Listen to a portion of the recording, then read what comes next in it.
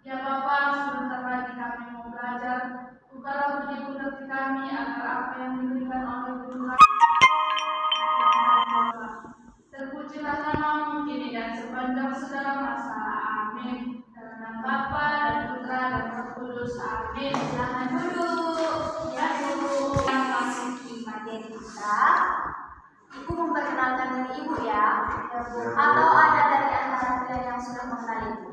Belum. Nama Ibu Sinta Tarigan, alamat Ibu Inzainapan. Ada yang tahu itu di mana? Tidak Bu. Sekarang Ibu akan mengabsen kalian agar Ibu dapat mengenali kalian. Ibu absen ya. Maduma, hadir Bu. Patricia, hadir Bu. Krisdame, hadir Bu. Rido, hadir Bu. Tanswen, hadir Bu. Baik, materi kita. Nah, judul materi.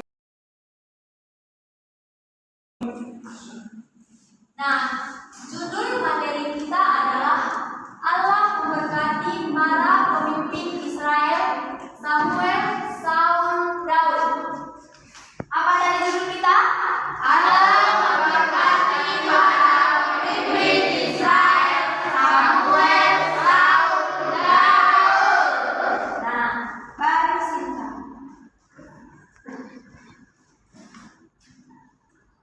Di sini Ibu mengharapkan agar kalian dapat mengetahui siapa itu Samuel, Daud, dan Saul.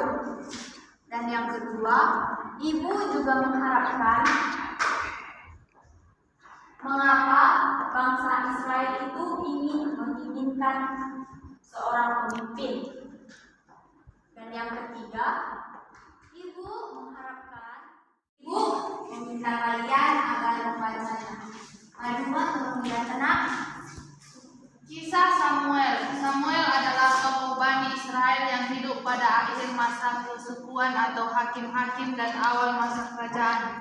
Ayahnya bernama Elkana. Kitab Samuel mencatat bahwa Elkana berasal dari suku Efraim.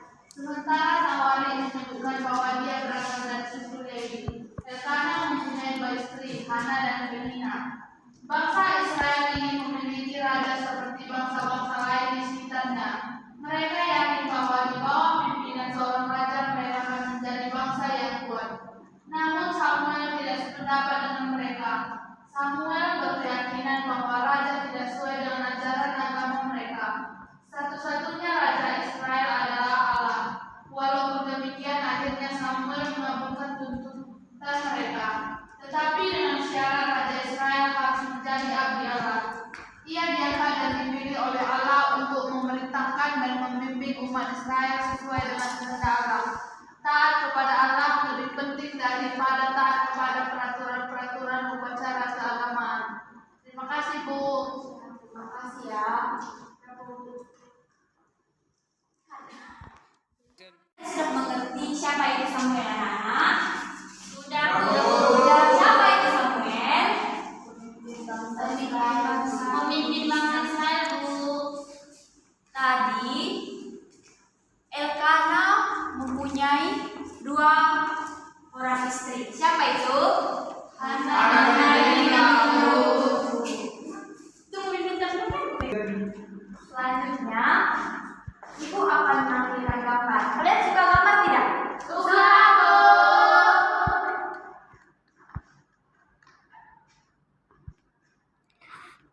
Ini gambarnya.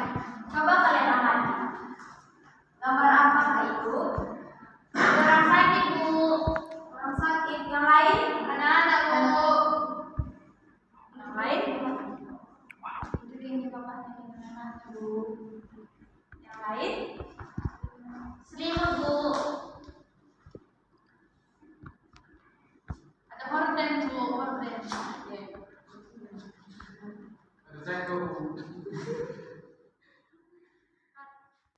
Dia terlalu ingin menguasai hartanya, dia tidak lagi tidak bercinta Allah dan bersikap semaunya saja dengan masalah ini. Baik, bagus sekali ya. Terima kasih ya Dina. Ada lagi yang ditanyakan seputaran kisah raja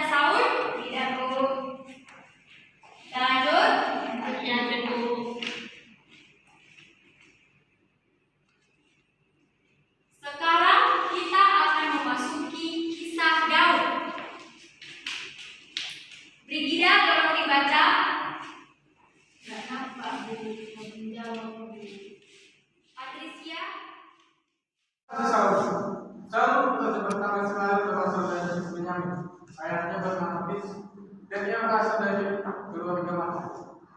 Ada dua kisah tentang pemilihan Saul menjadi raja Israel. Yang pertama mengisahkan bahwa ia dipilih melalui undian atau 1 Samuel 9 ayat 16 sampai 17. Dan yang kedua mengisahkan bahwa ia dipilih melalui undian atau 1 Samuel 10 ayat 17 sampai 27. Saul diurapi oleh Samuel, hakim terakhir bangsa Israel. Akhir masa pemerintahan Saul ditandai oleh beberapa pemberontakan kepada Allah. Saul tidak sabar menunggu kedatangan Samuel untuk memimpin peperangan melawan bangsa Filistin dan ia menolak perintah untuk menghabisi orang Amalek dan seluruh ternak. Akibatnya Saul ditolak Allah dan ia digantikan oleh Daud. Terima kasih. Jadi di dalam kisah Saul adalah raja pertama orang Israel dan dia berasal dari suku Benyamin. Ayahnya bernama Kis dan dia berasal dari keluarga Matri. Ada yang tahu apa itu Matri? Ya, Bu. Nama Bapak Chelsea, Bu.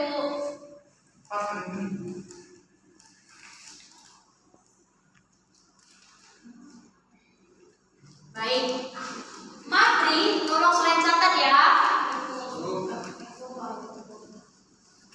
Matri adalah keluarga saudara yang terdiri dari sanak saudara, saudara dalam beberapa generasi, di mana hubungan itu disusun melalui jalur garis ibu.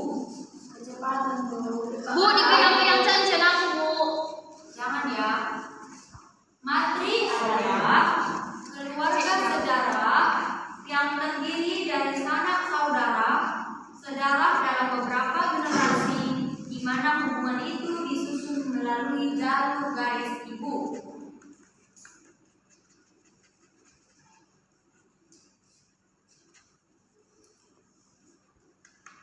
Bisa kita lanjut? Bisa, Bu.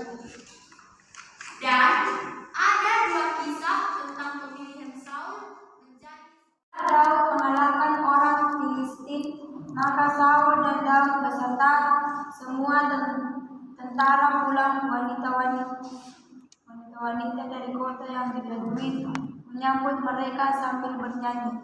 Saul mengalahkan 1000 orang musuh. Daud menghancurkan selak seseorang.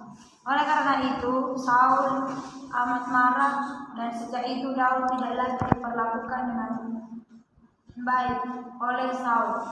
Keesokan ketika Daud memetik kecapi bagi Saul, raja melemparkan tombaknya kepada Daud kedua kali.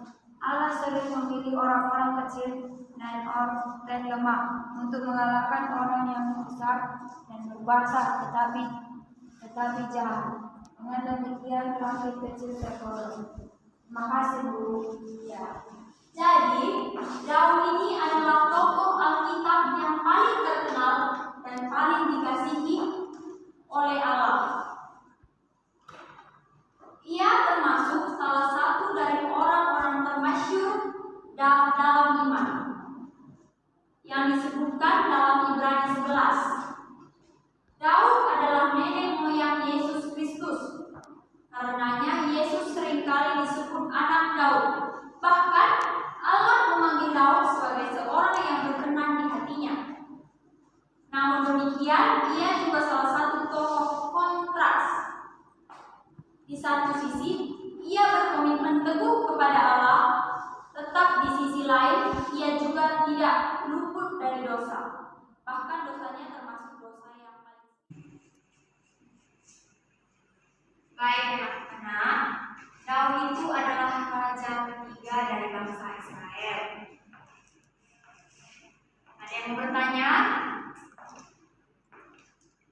Apa kita lanjut? Lanjut, Bu. Sekarang Ibu akan menyuruh kalian untuk menggambarkan gambar. Siapakah itu? Yesus, Bu. Raja Daud. Ada yang tahu itu siapa? Raja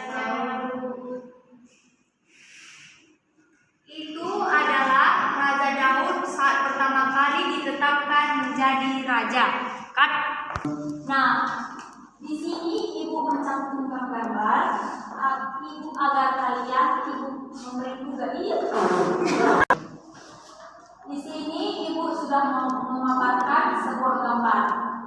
Dan di sini ibu mengharapkan kalian agar dapat menerangkan bagaimana perjalanan Daud agar bisa menjadi seorang raja. Minggu depan akan ibu panggil satu persatu. Bagaimana? Baik, Bu. Ini menjadi tugas kalian ya. Baik, Bu. Tolong dipelajari ya, anak-anak. Baik, Bu. Sebelum kita menutup pembelajaran ini, kita akan menyimpulkan pembelajaran kita. Yang pertama itu, kekuasaan mutlak hanya berada di tangan Allah. Penguasa di bumi memperoleh kekuasaannya dari Allah. Ia tidak dapat berbuat sewenang-wenang. Setiap kuasanya hendak digunakan sesuai dengan kehendak Allah. Dan yang kedua, menyalahgunakan kekuasaan dan bertindak sewenang-wenang senantiasa akan membawa malapetaka baik untuk diperintah maupun untuk yang memerintah. Sekarang kita baca sama-sama ya, jangan ingat ya. Kita baca. Kekuasaan mutlak hanya berada di tangan Allah. Penguasa di bumi memperoleh kekuasaannya dari Allah. Ia tidak dapat berbuat sewenang-wenang. Setiap kuasa hendaknya digunakan sesuai. Saul, Daud adalah manusia yang dipilih Allah untuk melakukan pekerjaan panggilan Allah. Di sini ada yang mengerti apa itu mengurapi? Tidak, Bu. Ayo, mengurapi itu bisa dikatakan menekan. Yang lain? Mengobati, Bu. Mengobati. Menyembuhkan, Bu. Bukan. Menyuntik, Bu. Apalagi? Menyuntik. Ya, pengurapan adalah seperti penyembuhan yang dilakukan melalui perminyakan, yakni melambangkan memberi pengaruh sakramental suatu pancaran kekuatan atau roh yang suci. Jadi, itulah dari pengamatan gambar tersebut. Ada yang mengingat apa itu mengurapi? Proses penyembuhan. Tolong kalian catat ya. Pengurapan adalah penyembuhan,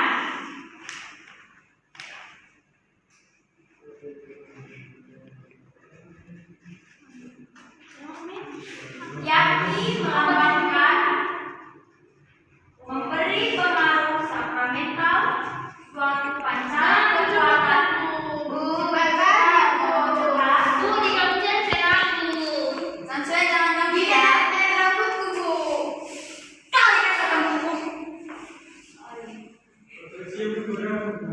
Yakni melambangkan memberi pengaruh sakramental suatu pancaran kekuatan atau roh yang suci. Sudah? Sudah, Bu. Bisa kita lanjutkan? Bisa, Bu. Ya. Sekarang kita akan memasuki kisah Raja Saul. Chansen, tolong dibaca nakku. Kisah Raja Saul. Saul raja pertama Israel, berasal dari suku Benyamin. Ayahnya bernama Kish dan ia berasal dari keluarga. Ya, Chansen, ayo Chansen. Chansen malu ya? Iya, katanya, Bu. Rido, Rido. Chansen. Ayo Chansen.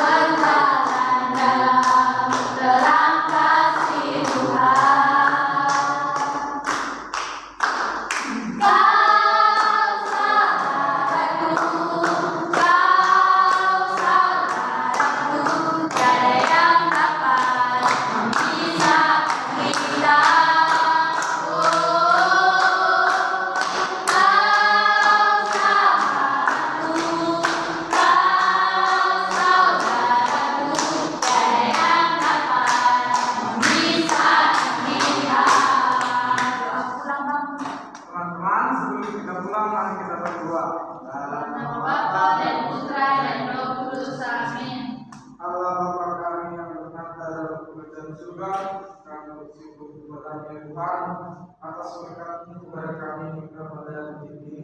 Ya Tuhan, sebentar lagi kami akan pulang, lindungilah kami di perjalanan sampai ke rumah kami masing-masing. Ampunilah segala dosa kami ya Tuhan yang kami perbuat sengaja ataupun tidak sengaja. Demi Kristus Tuhan dan Tuhan kami. Amin. Bapa dan Putra dan Roh Kudus. Amin. Baik, terima kasih.